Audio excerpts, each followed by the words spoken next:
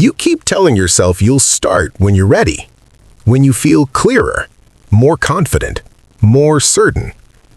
You don't quit the idea, you just postpone it. You say you're preparing, researching, thinking it through, but weeks pass, sometimes months. And the strange part is, you care about it. So why aren't you moving? You imagine beginning that project, sending that application, posting that work, and your mind immediately searches for flaws. It's not good enough yet. I need more time. I should improve this first. On the surface, it sounds responsible, careful, thoughtful, mature. But underneath, something tighter is happening. Because the more the goal matters, the longer you wait. And the longer you wait, the safer you feel. That's not laziness. That's self-sabotage disguised as waiting. And it has less to do with discipline and more to do with identity. You probably see yourself as competent, maybe even capable, smart, reliable. You don't want to be the person who tries and fails publicly, so you unconsciously protect that identity. In psychology, this connects to something called self-worth contingency. When your sense of value is tied to performance, your brain treats failure as a threat, not just to a goal, but to who you are. So it does something clever. It delays. If you never fully start, you never fully risk. If the idea stays in your head, it stays perfect. Unfinished dreams don't have evidence against them, and that feels safer than discovering your limits. Think about how this shows up in daily life. You rewrite the same email 5 times, but don't send it. You buy the course, but don't begin. You plan the routine, but wait for the right week. You tell yourself you're optimizing, but what you're really doing is protecting. Because perfectionism isn't always about high standards. Sometimes it's about emotional avoidance. You're not waiting for readiness, you're waiting for certainty. And certainty rarely comes. Here's the reframe. You're not broken, you adapted. At some point, being competent became your safety strategy. Maybe you were praised for being the smart one, or the responsible one, or the one who gets it right. So your brain learned something simple. Mistakes equal risk. Risk equals threat. Threat equals avoid. That loop gets stored in your nervous system, and now every meaningful step forward activates it. Not because you're incapable, but because your identity feels exposed. Let's slow this down.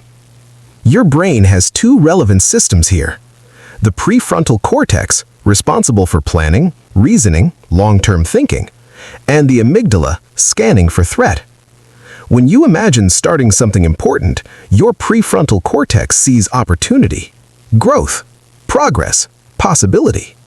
But your amygdala sees social risk, embarrassment, judgment, proof that you're not as competent as you hoped. So it does something clever. It delays. If you never fully start, you never fully risk. If the idea stays in your head, it stays perfect. Unfinished dreams don't have evidence against them, and that feels safer than discovering your limits. Here's a simple mental model. Imagine your identity as a glass sculpture. Beautiful, precise, fragile. Every action feels like placing that sculpture in public. If it cracks, it's visible. So you keep it wrapped in bubble wrap, waiting, polishing, adjusting. But sculptures aren't meant to stay wrapped. They're meant to stand in open air. And yes, sometimes chip. The question is not whether it will chip. The question is whether you can survive seeing it imperfect. So, what do you actually do with this? Not motivation, not forcing. You change how the brain interprets the risk. First principle, separate identity from action. Instead of saying, "This project proves I'm capable," say, "This project is a test." What to do? Frame new efforts as experiments. Why it works? When the brain sees something as experimental, the threat level drops. The amygdala reacts less strongly because outcomes are framed as data, not verdicts. Example, Instead of, "This post has to show I'm good," say, "I'm testing how this idea lands." You're collecting feedback, not defending yourself. Second principle, start before clarity. What to do? Take a visible step within 24 hours, even if it's small and imperfect. Why it works? Action activates the behavioral activation system, which builds momentum and reduces anxiety through exposure. Avoidance amplifies fear. Exposure shrinks it. Example, send the draft even if it's 70% ready. The brain learns, "I survived." Third principle, shrink the performance window. What to do? Publicly commit to progress, not outcome. Why it works? Research on goal framing shows that outcome goals trigger evaluation anxiety, while process goals shift focus to controllable behaviors. Example, instead of announcing, "I'm launching something big," say, "I'm building this in public."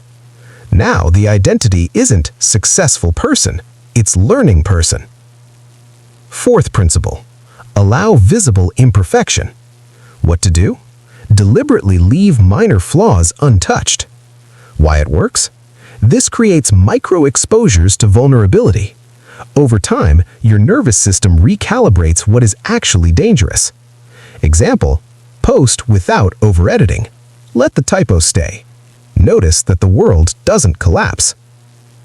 All of this ties back to one simple model. Waiting feels safe because it protects who you think you are.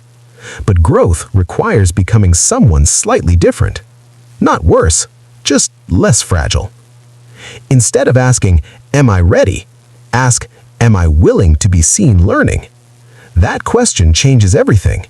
Because readiness is a feeling, willingness is a decision. You don't need certainty. You need tolerance for small cracks. Every time you act imperfectly, your brain updates its prediction. It learns that embarrassment is survivable, that competence is built, not proven, that identity can stretch. And slowly, the glass sculpture becomes less glass and more clay, moldable, resilient, alive. You were never lazy. You were protecting something precious. Now the choice isn't whether you're ready. It's whether you're done waiting to protect an image or ready to build a reality. And that decision can start today.